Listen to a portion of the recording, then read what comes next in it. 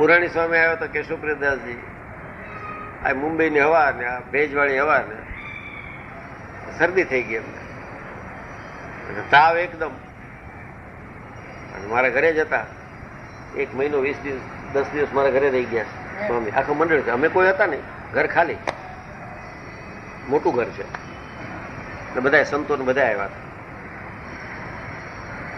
એટલા બધા બીમાર થઈ ગયા સ્વામી તો મારા બાપુજી રોવા માંડી ગયા. એ તો બાપા હારે રહેલા, ઈશ્વરદાન સ્વામી, વૃંદાવન સ્વામી રહેલા, નાના હારે રહેલા, પુરાણી સ્વામી હારે. પુરાણી સ્વામી 18 વર્ષ રહ્યા બળદિયામાં. કે આ તો સ્વામી અહીં આવીને દેહ મૂકી દે એવી વાત થઈ ગઈ. ઓલા બધાએ કીધું, બીજા ચાવડા ને બધા હતા, હિરજીભાઈ ને બધા, કે આવું આટલું બધું થઈ જાય તો આપણે ખરાબ લાગે સત્સંગમાં, કે આપણે સ્વામી હોસ્પિટલમાં ખસેડીએ. આ કોઈ કહે નહીં સ્વામીને. પછી હું રૂમમાં ગયો, સ્વામી આ તમે અહીં દર્શન દેવા આવ્યા છો કે લીલા કરવા આવ્યા છો? આ શું પણ એટલું બધું મંદવાણ, આમ સાવ સજાગો. હા, શરીર તપે ને, કફ નીકળ્યા કરે ઘડી ઘડીએ. આ બધા તો આવી વાત કરે છે કે એમ સ્વામી કોઈ દી જાય 1-2 વાર ઓપરેશન કર્યા અત્યારે ગયા હતા હોસ્પિટલમાં, નહીં ફાવે નહીં. આ તો એને બતાડવું હતું કે ભાઈ ઓલ ધીસ થિંગ્સ. સ્વામીની ઉંમર ત્યારે 90 વર્ષની હતી.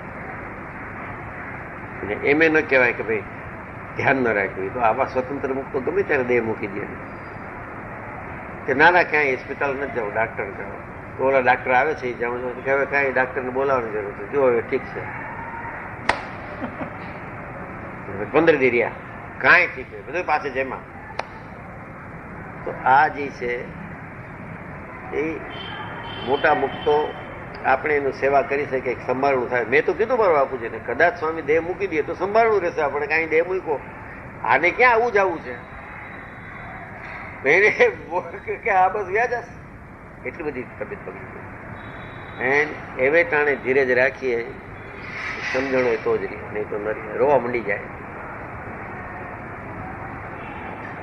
જાદુજવા ધામમાં ગયા હતા, કેટલાય રોતા, કારણ કે પોતાનું દુઃખ થતું હતું, હવે કોઈનેથી આશીર્વાદ લેશું એટલે રોતા હોય. કુમળા હૃદયના, આળા હૃદયના માણસો રોઈ શકે. રોવું એ બહુ અઘરું છે, અને રોવું એ સૌથી સહેલું છે. રોઈ લો એટલે હૃદય હલકું થઈ જાય. તો એવું હૃદય પહેલેથી હલકું કરી રાખવું જોઈએ કે આવું સુખ દુઃખ લાગે નહીં. મહારાજનો મહિમા સમજ્યા હોય તો કાંઈ દુઃખ ન લાગે, એ તો લાગે. આપણે શું કામ છે? લઈ જવાવાળા ને મોકલવાવાળા ઘનશ્યામ પાંડે છે, એનું એ જાણે. વચમાં ડબડબ કર્યા કરીએ એ હાલે નહીં. ઇન્જેક્શન દઈને આપણે ડાક્ટરથી એમ સમજીએ કે મેં સાજો કરી દીધો, તો એ વાતમાં કાંઈ માલ નહીં. એ જ ઇન્જેક્શનથી બીજો સાજો નથી થતો, કારણ કે એમાં ઘનશ્યામ પાંડે ભળતા નથી. ઘનશ્યામ પાંડે જેમાં ભળે એની ફતે, એ મનાતું નથી. ત્યાં સુધી ઇન્દ્રિયોમાં નિશ્ચય છે.